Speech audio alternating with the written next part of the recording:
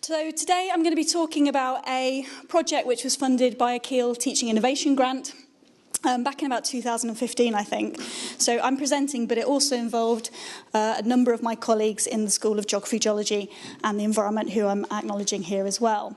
So we were looking at using video glossaries as an intervention to support the international student transition on a collaborative degree programme that we were working on with a partner institution in China. So just to provide a little bit of background and context, international students coming to study in what we might call Western institutions face a number of transition issues, just like any student going to university. But particularly for international students, there are some additional challenges there, so around language and cultural issues in particular. So they have these additional things to deal with, if you like, when they are transitioning to study in quite different cultures and educational systems. There's quite a bit of literature suggesting that English language skills, and I use that term quite broadly to sort of group various issues together, but this phrase, limited English language skills, is often been cited as a key problem for students' successful transition. And there's quite a bit of literature supporting that. But if we think about what this English language skills means in a bit more detail, it's not so much the sort of general comprehension of the English language, but if we drill down a little bit further, it's issues around discipline-specific terminology. It's issues around different accents of English, pronunciations, body language, the way in which things are phrased differently in different cultures and in different settings. So we can actually have international students that have, in some respects, a very good comprehension of English. They might have quite high IELTS scores, they might have quite high TOEFL scores. So, you know, their general understanding of English is actually very good. But suddenly they transition to a classroom in a different country. They might be taught by an academic who has, for example, a very strong regional accent. And suddenly they actually can't understand what that person is saying. So it's not because they don't understand English, it's because suddenly the way in which people are pronouncing things, the way in which people are phrasing things is subtly different. And that causes all kinds of challenges. And it can quite negatively... Hello? Can quite negatively, I think, affect student confidence as well. So if you've transitioned to a UK institution, for example, you've got very high scores on your English test, and suddenly you sit in a classroom and you can't understand anything, that affects your confidence, it affects your ability to integrate into that culture. Typically, in terms of addressing this problem then, we can sort of view this as what we might call remedial solutions. So a lot of international students transition to Western universities. The focus is on what I've termed here post-transition interventions. So when the students arrive at those institutions, they may be, for example, required to take pre-sessional English language courses. So they come ahead of some of their students and take 6, 8, 12-week courses. They might be expected, for example, to undertake an English for academic purposes course alongside their main degree programme. So in some respects, we're giving them extra work to do, which again can make that transition more challenging. A lot of the time we focus on post-transition interventions mainly because we don't have access, or we don't always have access to these students prior to their transition to a Western education system. Just to give you a bit of context to the case study we were looking at then. So this was part of a collaborative degree programme with Keele and a partner institution in China. So for students, it was a 4-year programme. They studied modules in Chinese in China in the first year of their programme. In years 2 and 3, we had Keele staff contributing to that programme. Hello? Contributing to that programme as flying faculty, so staff going out to teach in China. They also did a couple of modules online by distance learning. And then finally, in the 4th year of their programme, the Chinese students came to Keele to take level 6 modules alongside their UK-based counterparts.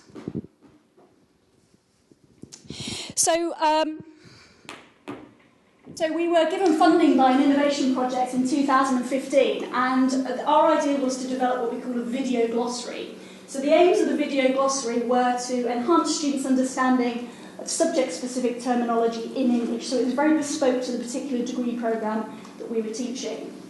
Second aim was to expose students to a broader range of different accents of English, so ways in which different people are saying different terminology, different body language, different lip movements, all of the things that the students are going to experience when they come to the classroom at Keele. And ultimately, we were hoping to enable students to feel better prepared for their transition to study in the UK. Some of the key features of this glossary were that it was very bespoke, it was very subject specific, and it was tailored to specific modules. So we asked the module leaders to identify up to 20 key terms, key scientific terms for that module that they felt underpinned the content of that particular module. It was a video glossary, so we actually had a day filming with different academic staff members. They all sat down, they presented, if you like, different terms from this glossary. And we chose the staff quite carefully, so the staff were chosen to be filmed for this glossary. They were all Keele staff who would be teaching the Chinese students when they came for their final year to study at Keele. Some of them would have had a chance to meet the Chinese students through their role as flying faculty, but for other members of staff they wouldn't have that opportunity. So it's a way for the Chinese students to virtually meet different members of staff and get used to the ways in which they phrase things ahead of their transition. And we also accompanied the glossary with a word version in English. So we implemented the glossary in 2 taught modules, level 4 and level 5 module in China, in April 2016 and 2017. These were modules that were taught by Keele-based staff as flying faculty over an intensive 2-week period. We gave the students USB sticks, Keele-branded USB sticks, with the glossaries on. Ideally, we would have provided them with a resource further ahead of time via a virtual learning environment, but we had some issues there with download speeds and accessibility. So ultimately, after several trials and errors, we opted to put the video glossaries onto USB sticks.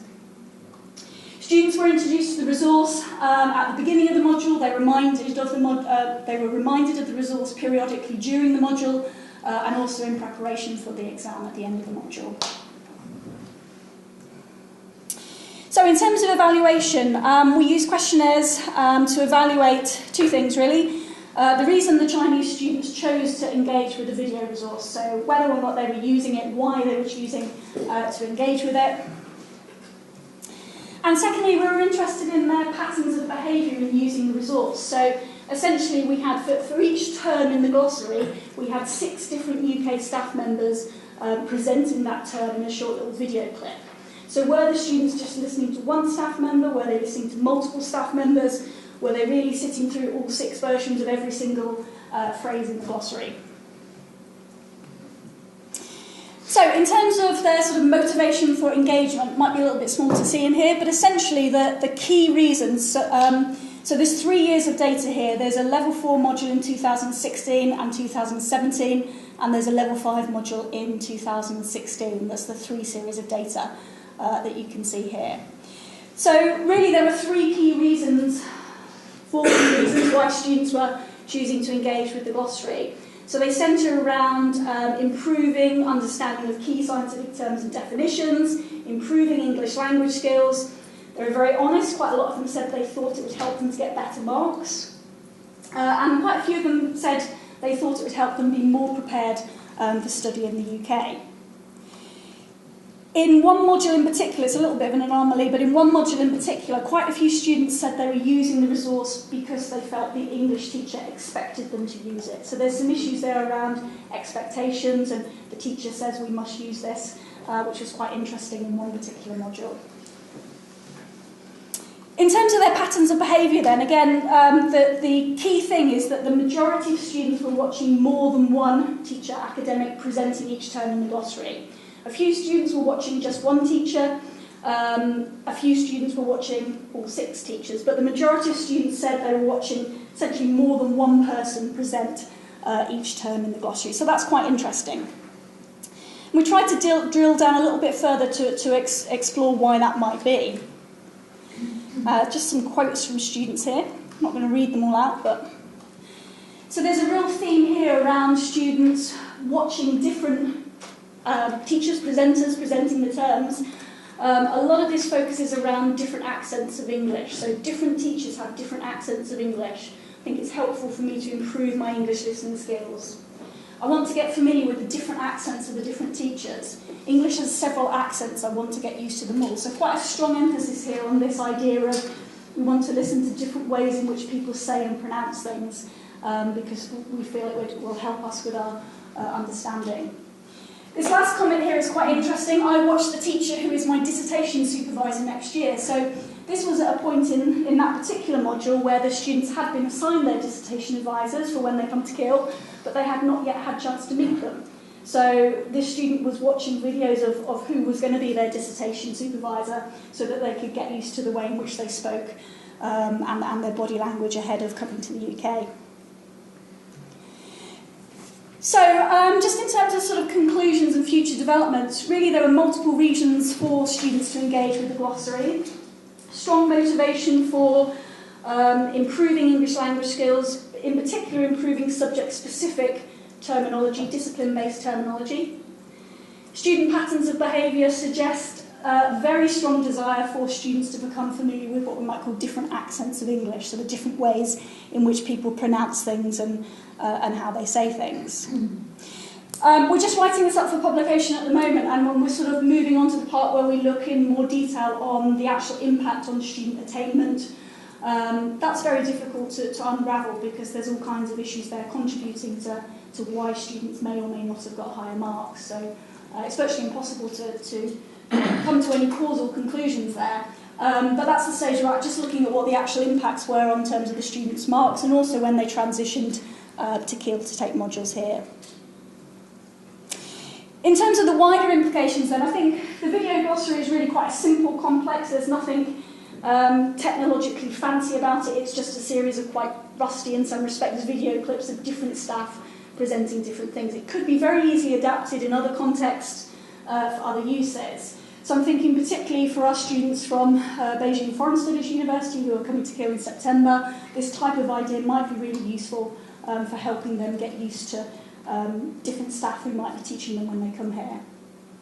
So it is a good way for students to become more familiar with UK-based staff prior to transition, their body language, their teaching style, their accents, the way in which they present things. So as I said before, you could have a student with a very good understanding, comprehension of English, very high IELTS, TOEFL scores. They suddenly find themselves in a classroom, very strong regional accent, and they can't understand very much anymore. And that's quite stressful. That affects their confidence and their ability to perform well and integrate into university life.